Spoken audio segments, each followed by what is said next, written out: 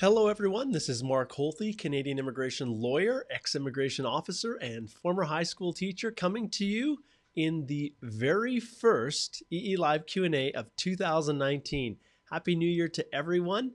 I'm super excited to be back here in front of my computer here in my law office at Stringham LLP in Lethbridge, Alberta, and looking forward to having all of you awesome Express Entry Law private Facebook group members joining me, and those of you who are tuning in on YouTube, the Canadian Immigration Institute YouTube channel. I know you guys are watching this as a recording, but hello to all of you as well. As I look at my screen here, people are starting to pile in, and it's great to have all of you present. I'm going to connect my own little screen here so that I can see what's going on. Eventually I'll figure out something that will actually work, but at this stage we'll just leave it in this somewhat less sophisticated, not super professional manner. But hey, the content is what this is all about, right? The production value, yeah. Maybe one day when I'm making millions of dollars, which will probably be never, I will hire a full production team to help me do this amazing production and have fantastic content.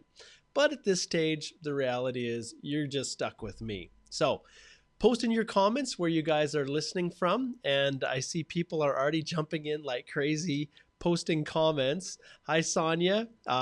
Marija, maybe hold off on your question. I'm going to ask the people that are attending live to post their questions after I get through these paper ones first. So let me know where you're listening in from. Harpreet, Happy New Year to you, and Salem as well, Happy New Year. I thought I'd share a few things while we're waiting for everybody to join in. And once again, let me know where you're connecting from. Abdi, my friend, Slave Lake, you are a faithful follower. Hang in there, my friend. I know what you're anxiously waiting for. Any day now, I will let you know the moment your work permits are extended. Okay, awesome. Jazdeep, first EE Live of 2019. You bet, my friend. And actually, Jazdeep, I think I might have one of your questions I'm going to be answering. We'll see. There's lots. It's like Mike Smith or, Bill Williams here in Canada. There are 5,000 of them. Jasdeep and Singh is a fairly common name, so maybe it's you, maybe it's not. That's all right. Salam is tuning in from Iraq. We have Rakshida from India. Hi, Rakshida and Raj. Awesome. It's great to have you guys connected. We just had a little connection this morning as we filed an EAPR application for them. My fantastic review. This process, I love it, guys. It is so awesome, and I'll tell you a little bit more about it later. MDs from Bangladesh, Nikolai, Philippines. Thanks for tuning in, Nikolai. And Nikolai is a very active participant in our Express Entry Law private Facebook group, and I really appreciate what he does. Great. So I want to show you a couple things. Okay, so what did I do last week? Well, last week was technically the day that we would do our first EE Live Q&A, but then I realized it was New Year's Day.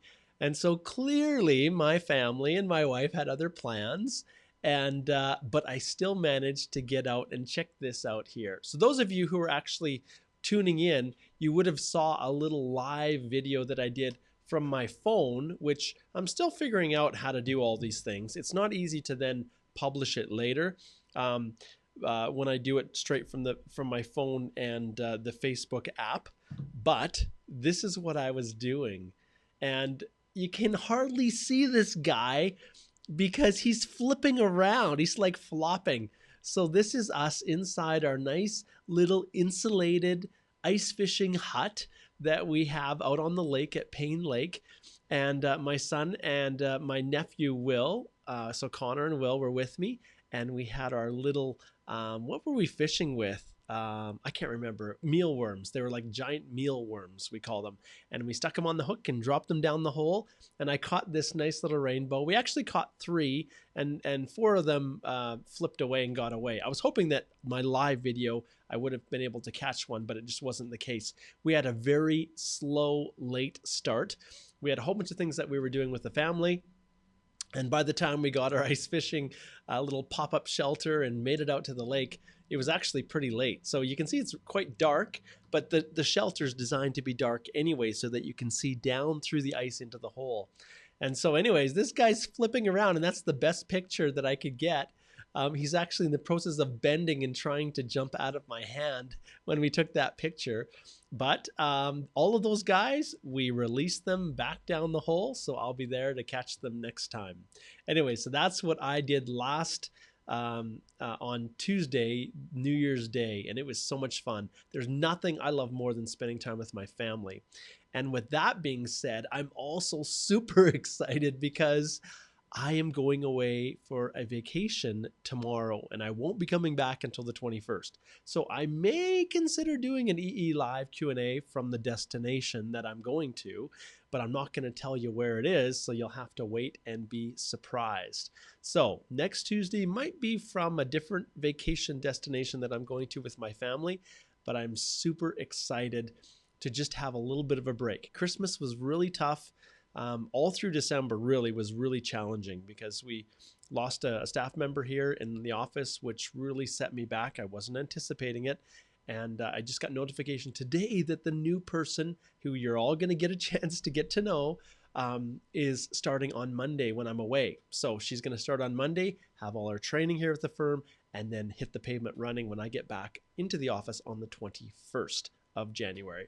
So super excited about that. All right, so we've got a bunch of people tuning in here. Let's see who else and where everybody else is. Okay, Marija, you're from Serbia. You bet. And Maria, we'll definitely get to your questions. So hang in there. Bilal's from Pakistan.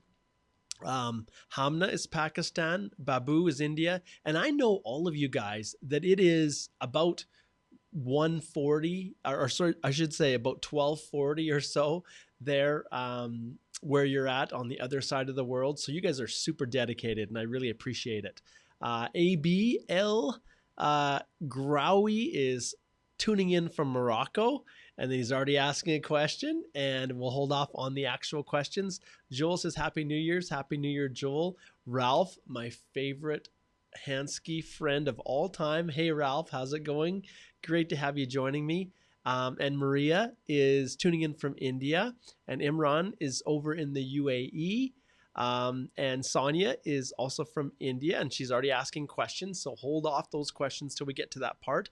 Amit is from India, and Tuhin is Bangladesh. So awesome. We've got a fantastic Asia Pacific contingent here. Oh, there we go. Christian from Peru, Lima. Awesome. Welcome, Christian. I know it's not quite as late there for you as it is for some of the other people on the other side of the pond, but great to have you watching. And Carla here is watching from Oman while on night shift. There's dedication. Okay, everybody's just piling in.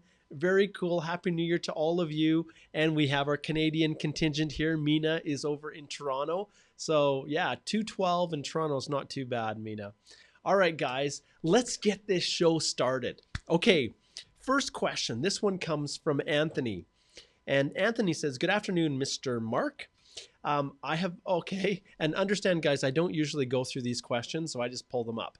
So I print them off when people, and actually I should just mention, if you are tuning in for the first time, if you want your question to be considered, send an email to mholthy@stringham.ca, at least those of you who are watching this as a recording. Send it to mholthy@stringham.ca and put EE Live Q&A in the subject line, and I'll stick this back here. And then I will go through my emails and pull out all of the ones that have subject lines EE Live Q&A, and I will consider them to be answered in these live broadcasts. And I also want to point out that those who don't do that are usually going to get forwarded to my assistant, who's then going to reach out and see if you want to request a paid consultation. So also, questions that you send need to be general in nature and of benefit to everybody in this group. So if it's specific about your unique situation, you really need to book a consultation, because that is what I would consider legal advice. General information you're looking for about express entry, that's what this is all about. So, all right, so let's continue forward here. Oh, and I will also say one other thing.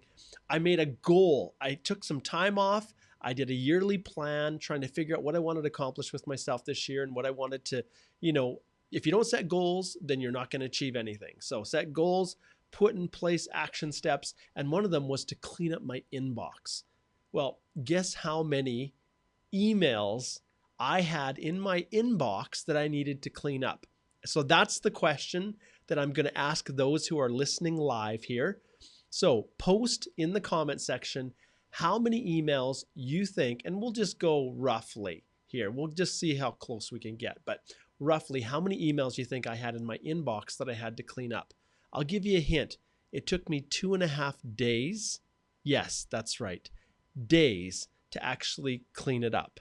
So post in the comments what you think, how many emails I had in my inbox. But I'm super excited because I got it down to 0. Now, of course, it's up to 120 again, but that's a separate discussion. Okay, back to Anthony here. So he says, I've applied with one consultant, a Canadian, almost 2 years ago, and finally managed to get the desired score in IELTS and sent my application last week. Anthony, that is 110% disgraceful. So if this consultant, who appears to be in Canada, took your money and filed an application where they knew that your IELTS scores were low and didn't advise you that you likely had a very low chance of qualifying, I take great exception to that. And any consultant, any lawyer, anyone who is taking people's money and submitting profiles just because you're eligible, I think is unethical. And at the end of the day, that's very disappointing. I'm sad to hear that you're stuck. Now, with that being said, I will qualify. If, say, you submitted your application and you were sitting at 436 or 437 points and the previous draws in that year were at that level, then that's fine. But if you were submitting a profile and you were paying someone to do it and your scores were below 400, well, yeah, I have no patience for that. That is not cool. And people do it all the time. Representatives all over the world say, oh, you're eligible to submit an express entry profile. Then they take your money knowing that you don't have a hope in Hades of actually getting that elusive ITA because your CRS scores are too low. So I feel for you, Anthony, but I'm super, super stoked that you were able to get your IELTS score up to that magical 8 for listening and 7 for reading, writing, and speaking. That's the magical level. Okay, so finally, here's the question. Oh, this is interesting. So Anthony says, my questions are, is it true that sharing password is not possible since the applications are going through your consultant lawyer portals? Okay. Okay, well, the short answer is yes, I can't share my employer portal password. I can't share that with my clients because yes, it has access to all of my clients that I've filed. And I guard that username and password and the security questions. I have an obligation to protect that information. I could get myself in serious trouble with the Law Society if I released that private client information to anyone. And that goes the same for a consultant or a lawyer. So that's true. So that's one of the drawbacks that you have when you're using a representative. You can't actually look into your profile to see what has been submitted. Now there's workarounds for that, and I'll explain it to you. Okay, next question is, how do you, consultant lawyer, update the client? Weekly or every time you received updates from IRCC? Okay, this is a great question. I absolutely do not update my client weekly. It is a complete and total waste of my time. And if a client was willing to pay me for every time I went in and updated their file to say there's no change, no change, no change, well, then I would do it. But when I quote a flat fee for providing express entry support and I submit an application, I only update my client the moment there is any significant request from IRCC. So not even what level you're at, but only when there is a change where there's a request from IRCC for us to do something. Otherwise, I do not do that because my clients don't want to pay me to do that.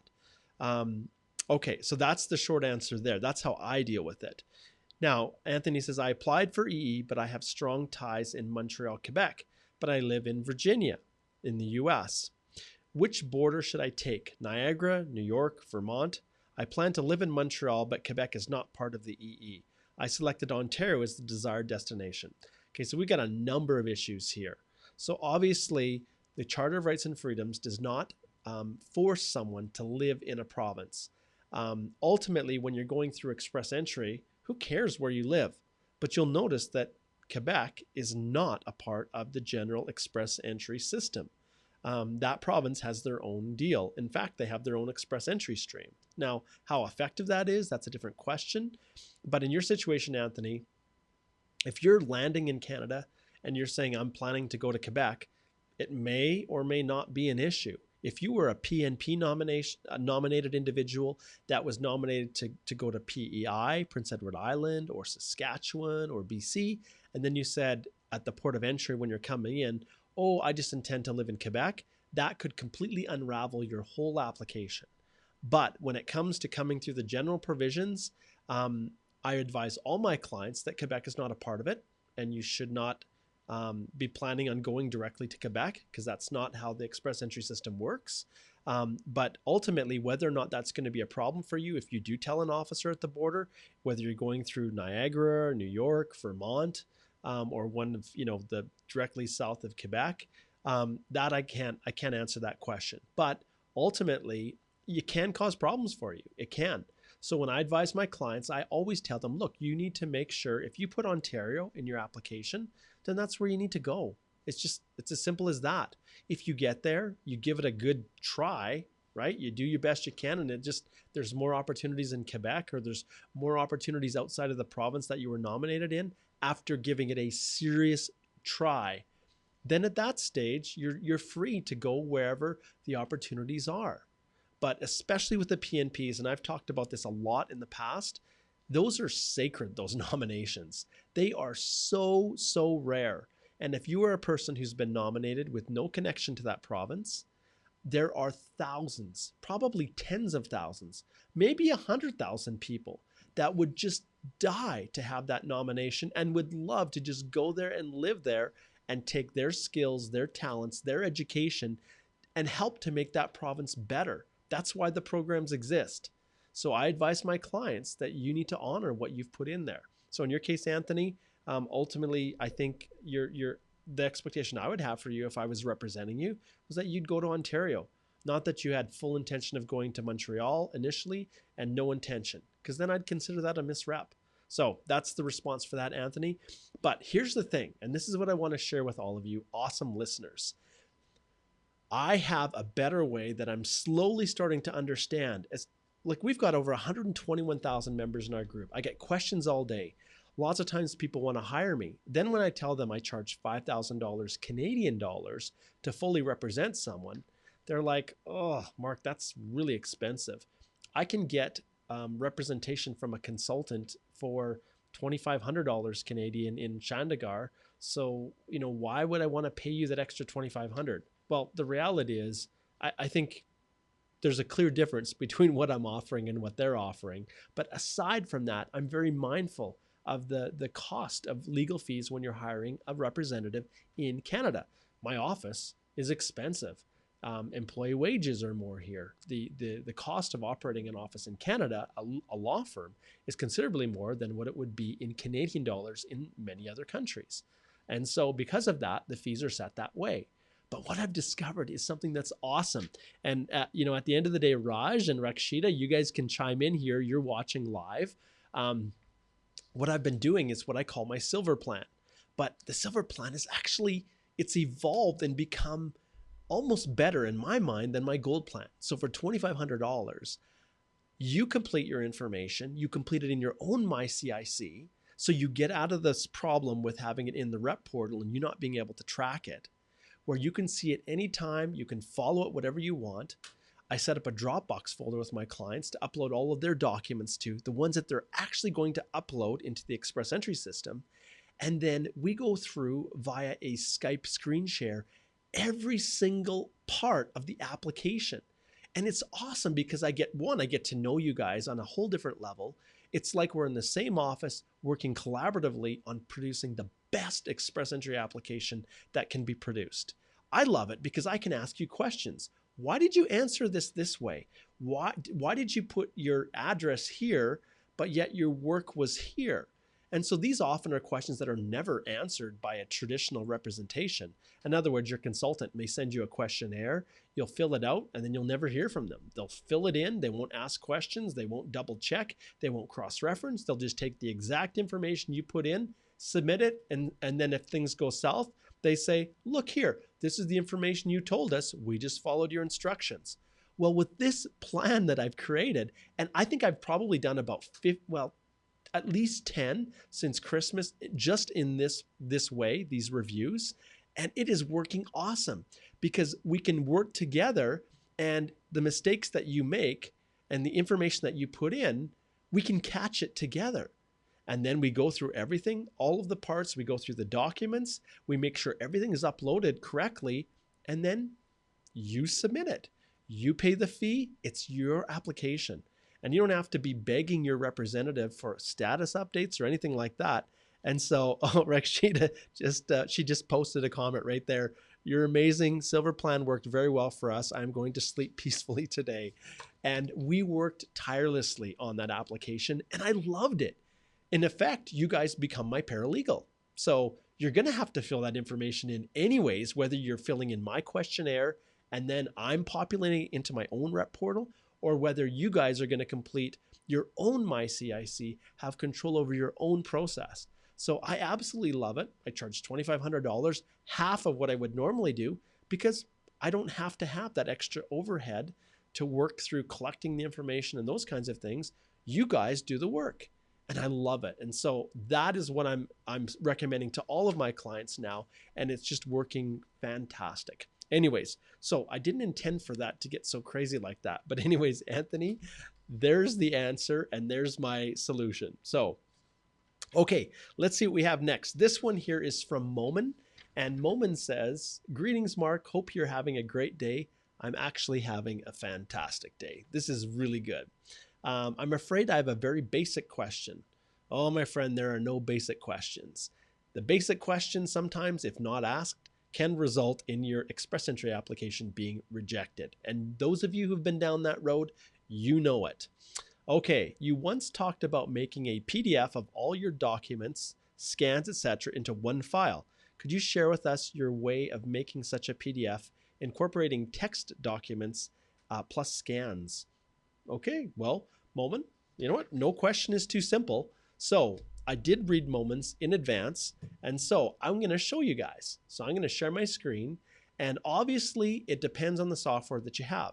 So I've got my Mac here, and now let's see if this works. Okay, here we go. So I've got my Mac here. So let's take a document here. So I'll open this up, and this one here is a sample report. So on my Mac, I've got actually Adobe Acrobat is what I use. And when I open up Adobe, now these right here are just screenshots. So we'll go here till we find a nice PDF. So we open up this one here, and here is a nice PDF. So I'm gonna actually combine multiple ones. So here's a PDF document. I have this lovely little thumbnail feature right here that I love. And this is how easy it is to me when I have an actual desktop computer and Adobe Acrobat. Now, many of you don't have it, and there's probably other things, but you guys want to know how I do it, so this is how I do it.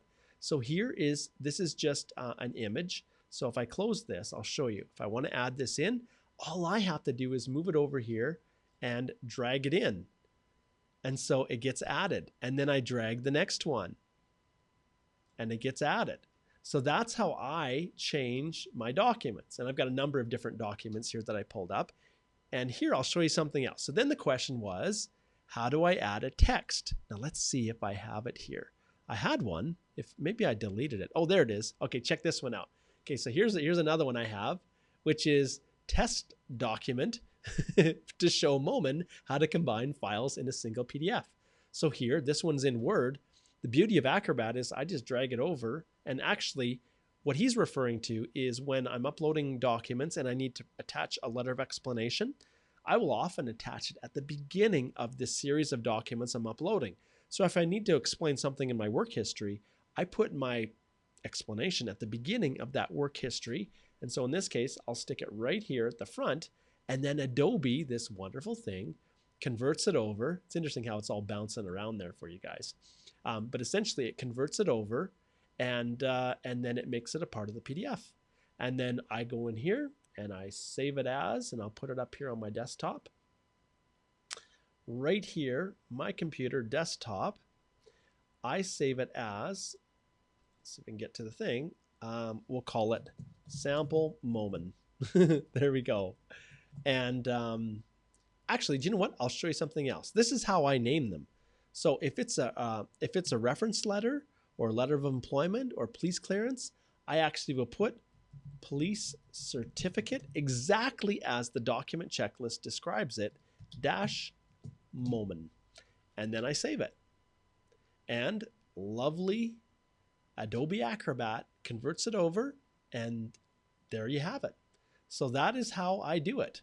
And all right, I'm sure there's 1,000 different ways. And obviously, if you are someone who is working just off of your phone or something like that, then it can be really difficult. But that's essentially how I do it. So hopefully that made sense. All right. And once again, I have not been tracking when I should be time stamping these. Okay, next question. And this one is from Jasdeep. All right, so here is the question. The question is, hope you're well. I subscribed to your guide and it cleared my confusion regarding me and my spouse work history and education and how to correctly fill in the information while creating the profile. Awesome. So Jasdeep is one of my subscribers to the Express Entry Complete Step-by-Step Guide to doing it yourself. Those of you who are tuning in live, if you want to just post the link to the guide in the comments, that would be really helpful. Then people can know what Jasdeep is referring to here. Okay, so he says, I've also booked a consultation with you for January the 21st to discuss a few issues. Awesome. I look forward to connecting with you. My question for today is specific, but I want a generic answer. Okay, Jasdeep is trying to configure things. Okay, let's see what's your specific question that might be able to be answered generally. So he said, I calculated my work hours while working for a company as a freelancer and put in 44 hours per week in the profile. Okay, so his initial profile, he listed his hours as 44 hours a week. Then he got the reference letter today, and unfortunately, it looks like the reference letter only listed his hours as 35 hours, which was as per the contract he had with the company. So basically, he worked way more hours than he was really contracted to do, and then the company didn't even acknowledge all of those additional 9 hours on average that he worked. So his score is 440.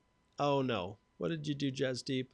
He said, my score is 440. I had to withdraw my application till this matter is sorted with the company, as I don't want to get an ITA with wrong information on my profile, which I would eventually decline and waste an invite which someone else can use. Okay, there are certain circumstances where you can get away with it. 440, Jasdeep is right on that cusp. So we don't know if it's even going to drop back down to that again. So if you're in the profile and you're at 440, I would probably, well, obviously we'll have the consult and we'll talk about it when I get back from my holidays. But the reality is, in some cases, you don't actually have to withdraw your profile. So in this case, the maximum hours to claim full-time work experience under the Federal Skilled Worker Program and Express Entry is 30 hours per week. So even though you dropped from 44, which you had listed, to 35, the way I would have dealt with that is through a letter of explanation. I would have indicated in your EAPR, after you were drawn, I would have put the proper hours in, 35. And then I would have explained in a letter of explanation that you worked 44 hours, but the company only recognizes 35, as is consistent with the letter that they've given you. But even then, you're still working full time. So there are circumstances, and you can see where my guide cannot answer every question. It's impossible, especially unique circumstances like this. But based on Section 11.2, the assessment of the Immigration and Refugee Protection Act, officers have the ability to accept these changes from the profile to the EAPR stage as long as two things are not affected.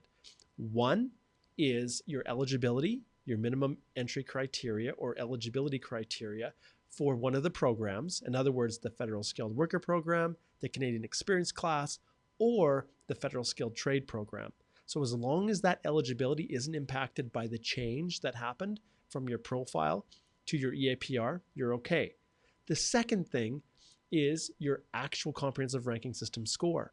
So as long as it's not negatively affected, and if you did receive an ITA at 440, you would be okay in most cases because that CRS total would also not be affected. And so on both of those thresholds that they look at, an officer would have the discretion to allow the application to continue forward. But like anything, it all comes down to how you describe it, how you explain the challenge or the problem. And there's certain things you can control and certain things you can't. And one of the things that I can control is making sure that I have that letter from the employer before I finalize my profile.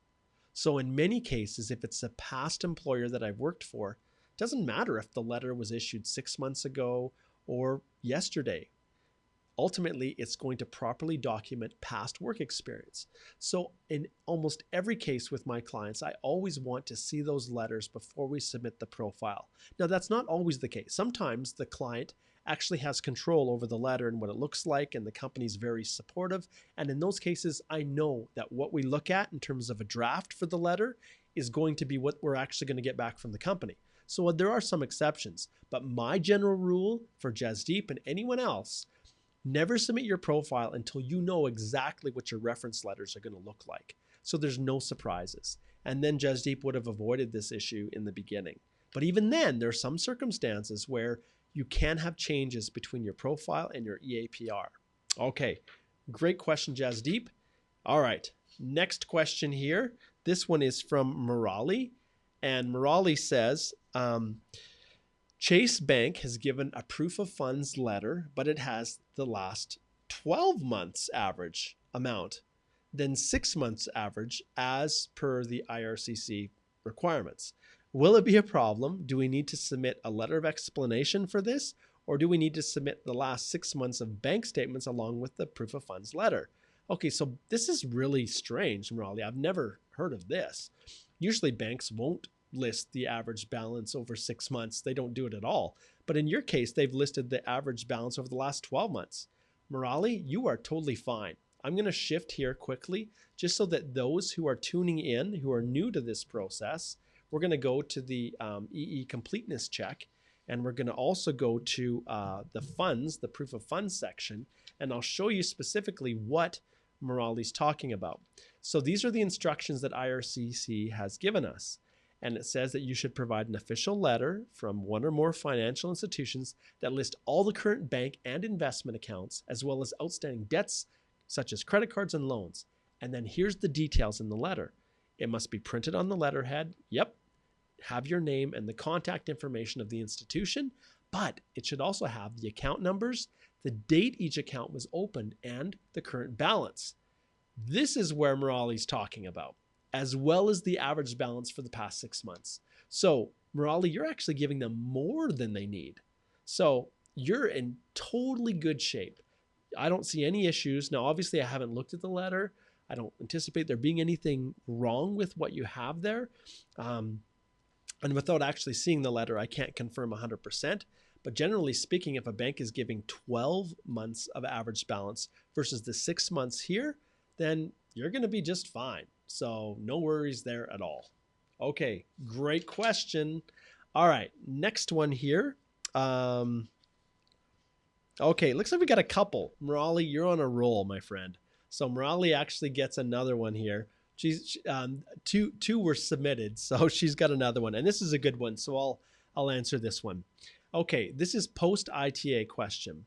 If we want to delete add work history entries post ITA, what are the possible causes for an ADR? So basically them coming back and requesting more information, or rejection in this scenario. What are the precautions we should take if we change the NOC or the employment dates from the profile to submitting the application? So always, I come back to the way I practice. I don't submit the profile unless I know what I'm getting back.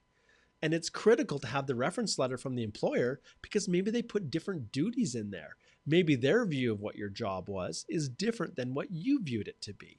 And at the end of the day, the only thing that really matters is what your employer thinks and what's in that letter, because that's what the immigration officers are going to be looking at. So what do? You need that letter in order to look at the duties that have been listed to determine if they actually meet or match a substantial number of the main duties in the NOC you've chosen. So in your case, Murali, you've talked about, well, what are, obviously I'm assuming that your reference letter doesn't match, or you've chosen the wrong NOC, or you've made other mistakes. And so in that, I always recommend that people always get your documents first so you know what you're dealing with, and then there are no mistakes. But in terms of the answer, it's the same kind of answer that I gave previously. The section 11.2 assessment does the change affect the minimum entry criteria for one of the programs?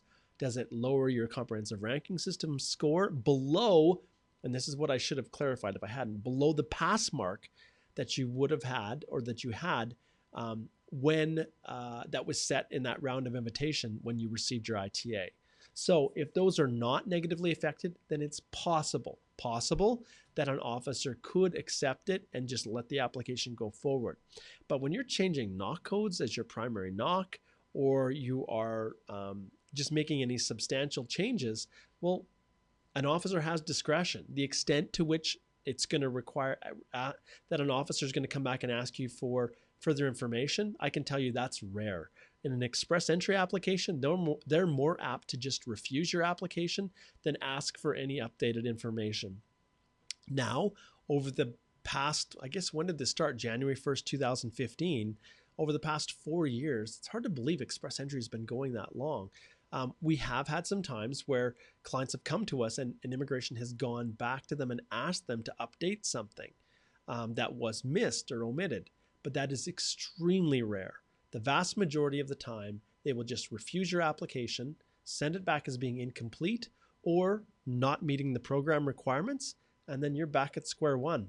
And for anyone that's sitting at 440 points or anywhere close to that main cutoff, and remember last year, we had one draw at 439, which was really the miracle draw. But that 439, anyone below that, it's going to be tough for you to qualify. But anyone that's right around that cusp, you may only have one more shot at it. And if it doesn't work out for you, you could be done. So, all right. Okay. Next question here. This one is from Aaron.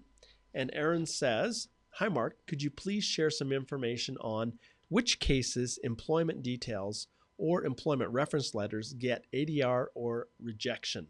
Thanks and look forward for this session. Okay.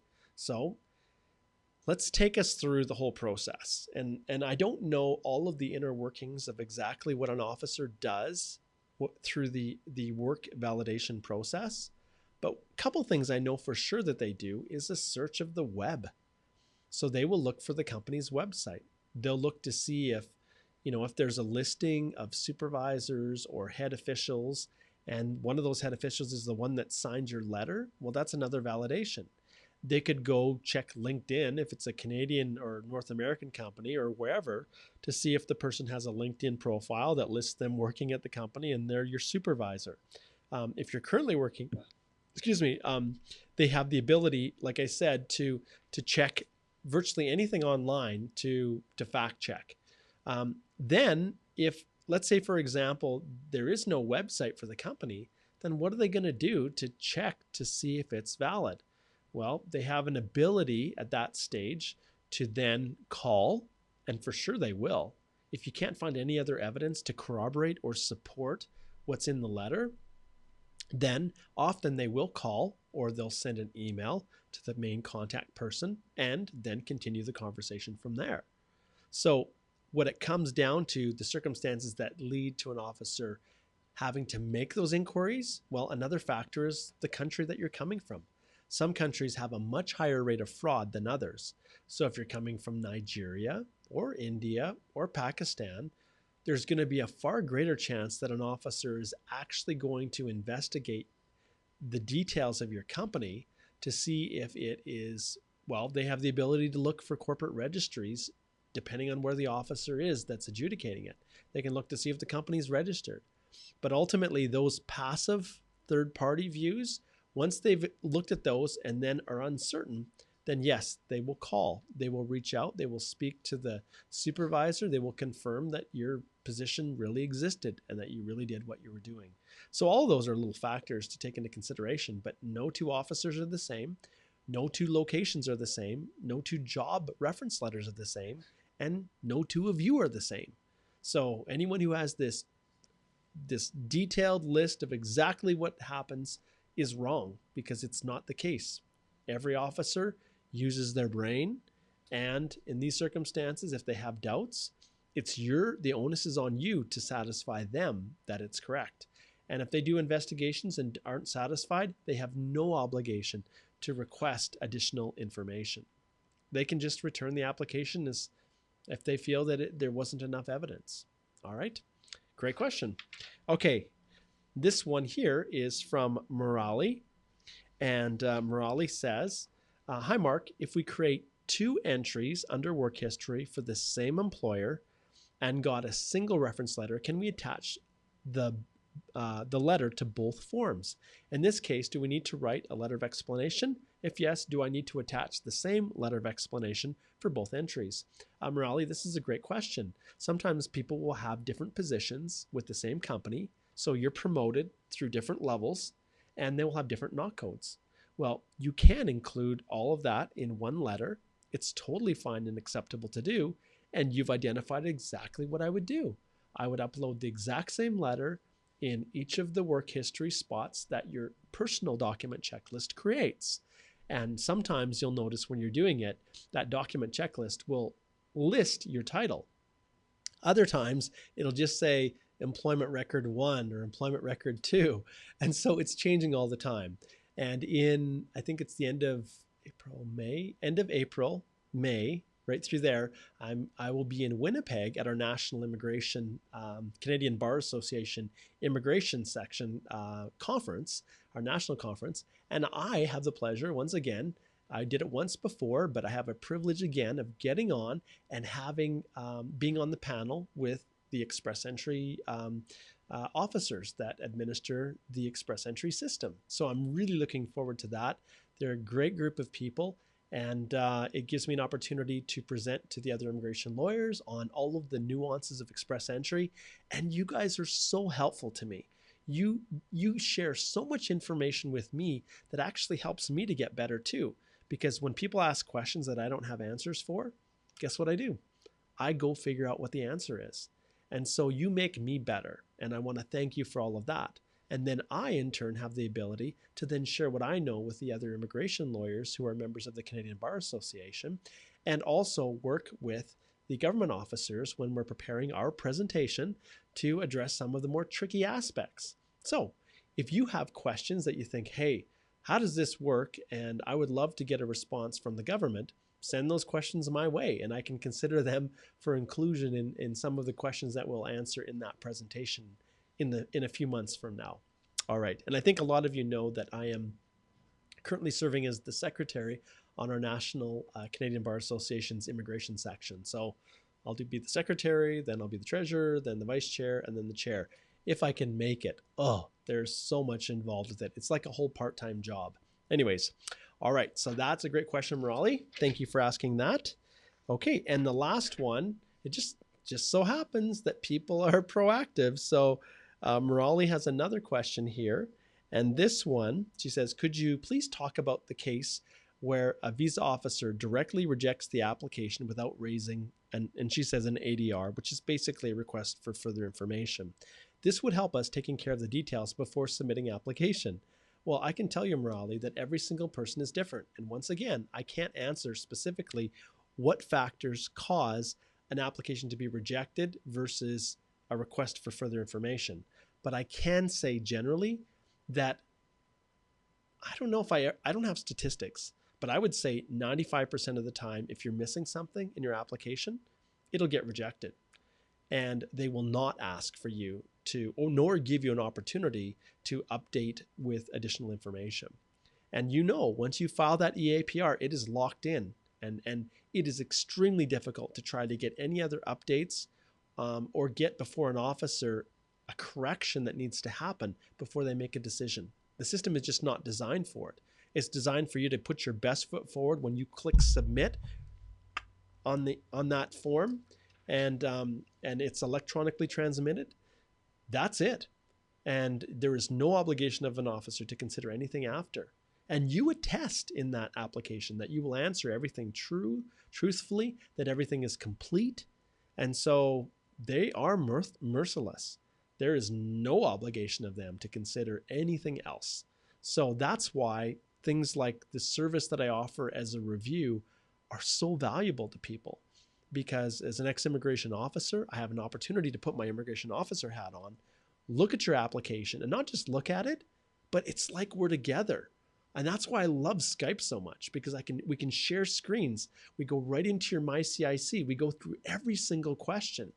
And in fact, and maybe my good friends can confirm, well, Raj, you guys can confirm this, but the consult that I had just previously, where we submitted the AAPR for a client, even today, they made one little omission in there that could have had disastrous consequences.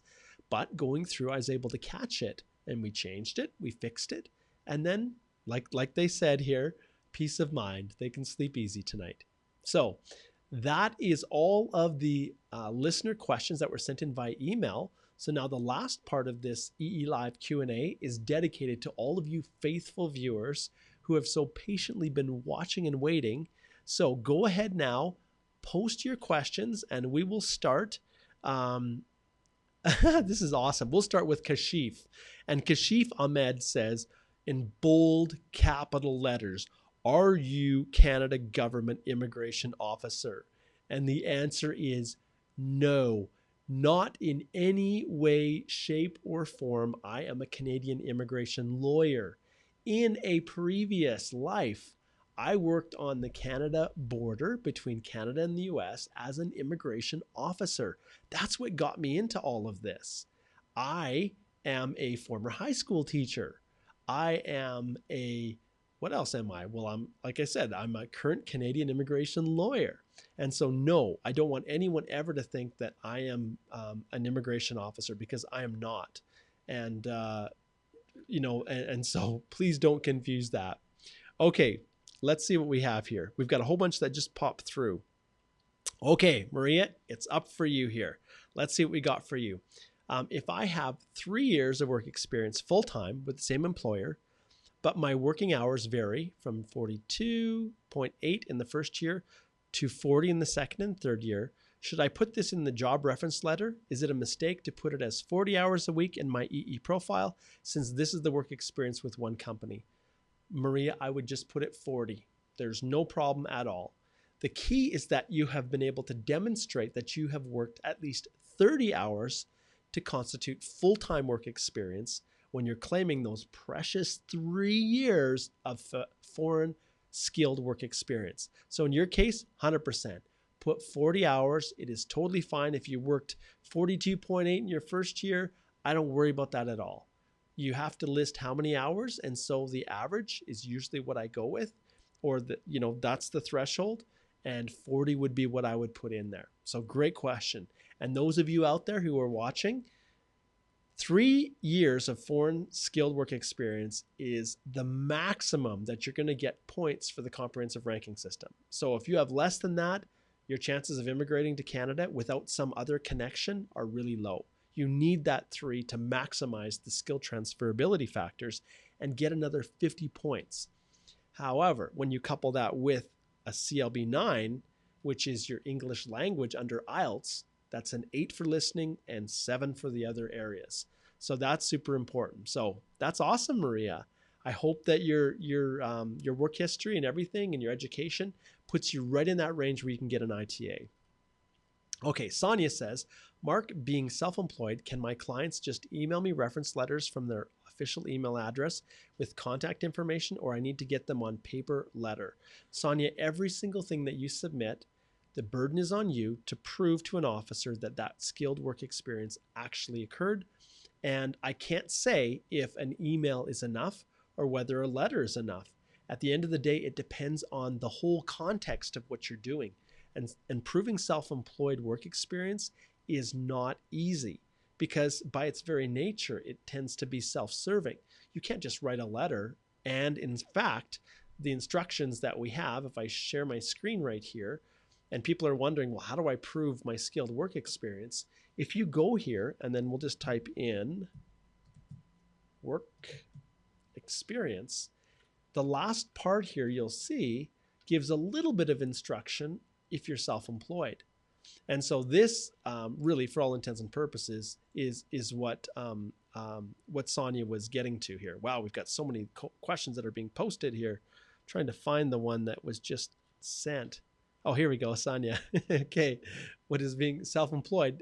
Okay, yeah, so this is the self-employed one. So when you go through here, it talks about evidence, documentation from third-party individuals indicating the service provided along with payment details. Well, documentation could be anything. Emails may very well be enough. And if that, in many cases, that could be enough. But I can't say 100% without actually knowing everything about your situation and the other evidence that you have, whether to know that the emails will be sufficient. Sometimes those emails are going to be almost secondary because you have other records. You've got confirmation of payment into your bank account. You've got transactions. You have tax filings. You have other proof that you've actually performed the work.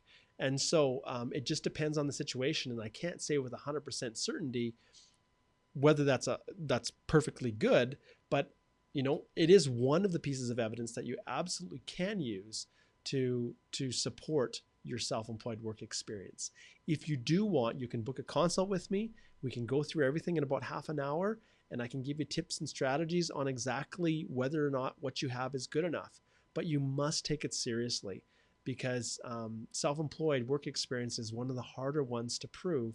And it's pretty easy for an officer to say, I'm just not satisfied. All right? Okay. You can see the sun is shining out here. My whole face is glowing. It's just a wonderful day. I think it's because I'm going on vacation tomorrow. All right. Actually, do you know what temperature is it? Some of you are probably wondering, Mark, you're on the ice fishing. Well, what temperature is it? Okay, well, let's see what the temperature is today. That's crazy. Is it really that? It can't be. Now I'm trying to find the... Seriously, where's... Oh, look at this. See, it's sunny, but it's -4.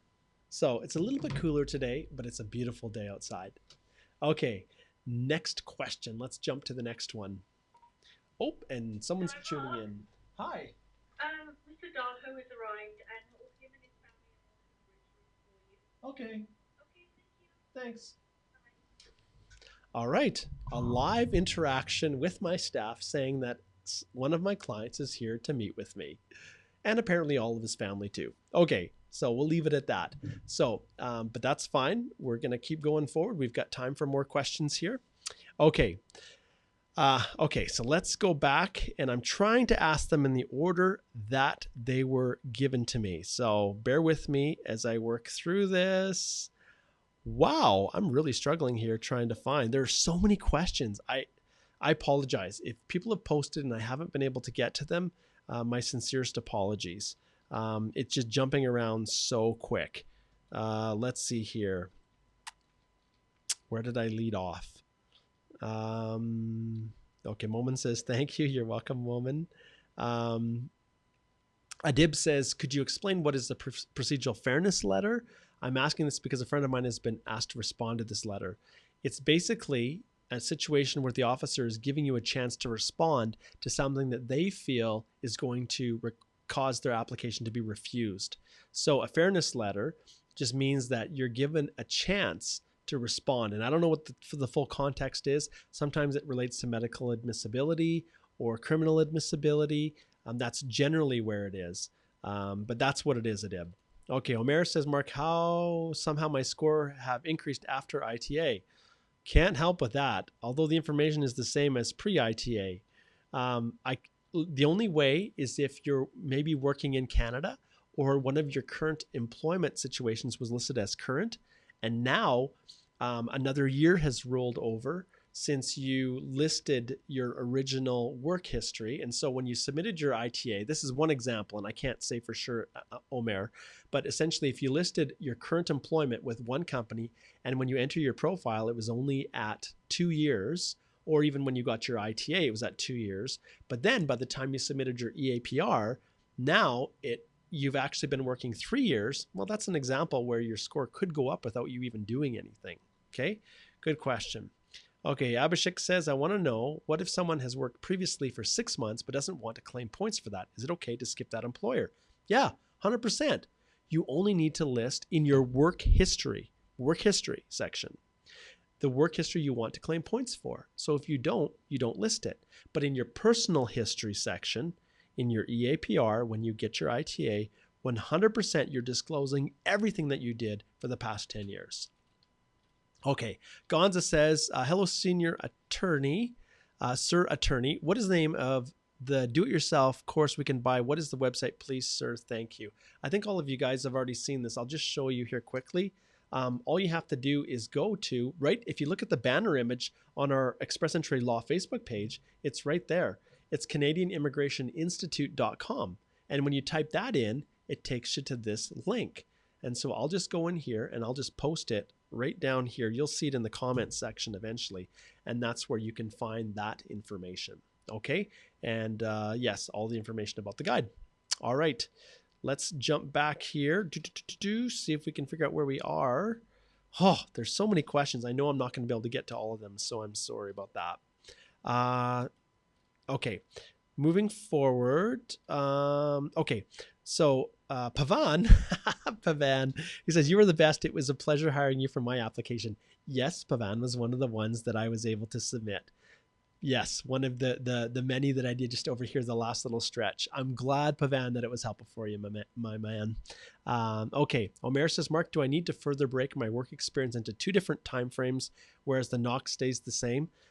If the duties are different, and you can have different duties and still be within the same knock, sometimes I will, if there's a substantial difference, because your employer will list your title as probably changing from an assistant manager to a manager, but maybe your duties haven't changed substantially.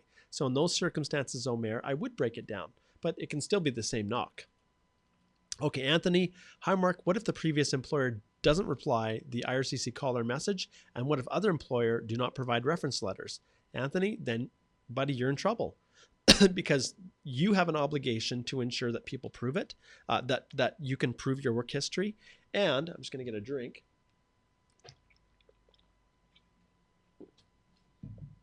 And if you can't prove it and the officer goes to check, then your application will get refused. It's as simple as that. Okay, Ina says, I'm the executive director of an NGO. I don't have any superiors. Who can sign my reference letter? Can the board of directors do that, even though they don't have the right to use the NGO seal, but only put their signatures? Yeah.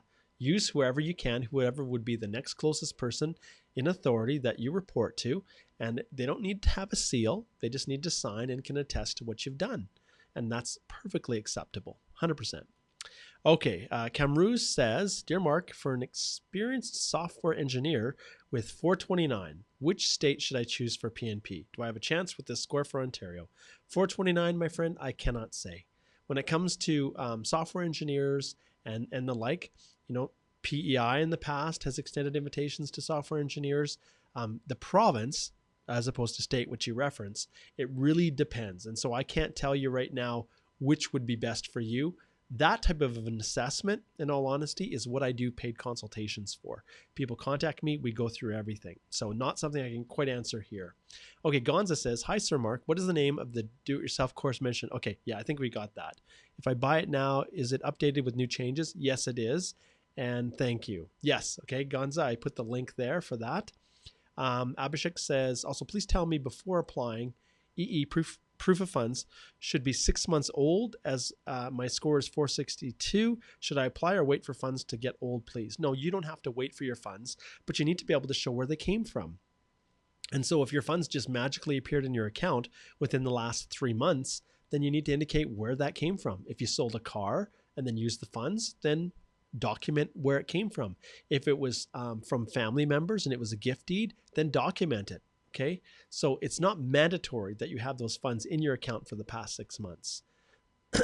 Omer says, can we change our funds in EAPR as long as they stay above the minimum requirements?